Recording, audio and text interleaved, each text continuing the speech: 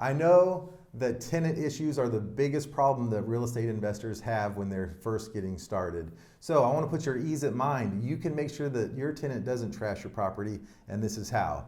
So that's it. That's the main features of the house. What's up, guys? Chris with the Investors Edge Real Estate Group. We're out Deals that are not available to the general public. negotiate offers as they come in. I'm here today looking for grandmas and grandpas. This is where you're going to make your move, right? What's up, everybody? Cashflow Kris here, and today I'm going to give you 6 tips on how to make sure that your rental property doesn't get trashed by your tenant. I know that tenant issues are the biggest problem that real estate investors have when they're first getting started. So I want to put your ease at mind. You can make sure that your tenant doesn't trash your property, and this is how.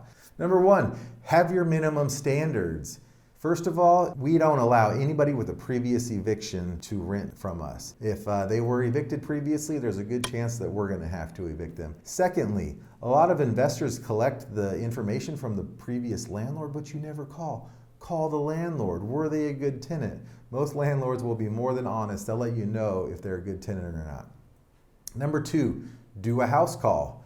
Now, personally, I like to do this when I'm collecting the application. You know, drive by, knock on the door, grab the application, and you can probably peek your head in and see how they live. If you don't pick up the application, at the very minimum, do a drive-by. Check out their house. What does the outside look like? Because more often than not, the inside is going to be worse than the outside. So do a drive-by, check it out. Do they take care of their lawn? Do they take care of their house? Because you want to make sure they're going to take care of your house. Number 3, you got to set the tone. Set the tone with your first conversation, with the lease, and with deposits. Let them know, I expect you to respect my property. I expect you to take really good care of it. You know, ask them, are you really clean? Do you take good care of your property? Are your kids respectful? Secondly, with the lease, reiterate it in the lease, that you will be taking out for deposits if there's anything wrong with the property. And lastly, speak with your deposit. You can request a very high deposit, so if they do trash your property, it'll really hurt them. That's not what we want. We don't want their money. We want the property to be in good condition. Number 4, make monthly visits. This is a real popular item with a lot of investors, a lot of property management companies. One way to get around it, in Arizona at least, is to change the filters every single month. So every single month, have your maintenance person, your property manager, or if you're doing it yourself, you roll through with a brand new air filter, go in the house, change it out. It does 2 things. First of all, it makes sure you have a clean air filter. A lot of tenants will never change out that air filter in the whole year. So that's going to help you save your air conditioner.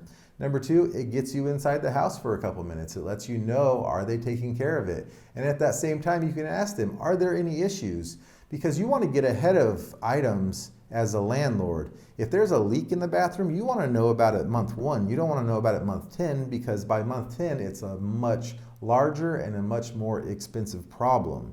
So monthly, get in there, check it out. And number 5, nosy neighbors can be very valuable. So when you buy a property, I always recommend you meet your neighbors, let them know who you are, give them your contact info or your property manager contact info, and just let them know that you have a rental property, you're going to be leasing it out. Would they keep an eye on your property?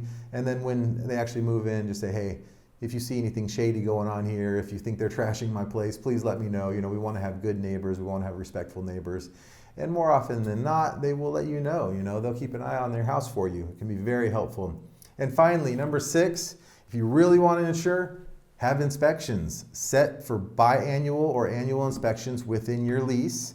And at the very least, they can only go 6 months without trashing your place, right? So have an inspection, do a walkthrough, charge them out of their deposit for anything that's wrong, fix anything, get ahead of it. So actually having inspections is probably the best way to ensure that your tenant doesn't trash your house. So hopefully this was beneficial. Hopefully this took your mind at ease a little bit, because I know a lot of people worry about tenants, but if you do things right, if you set it up the right way, they're not going to trash your place.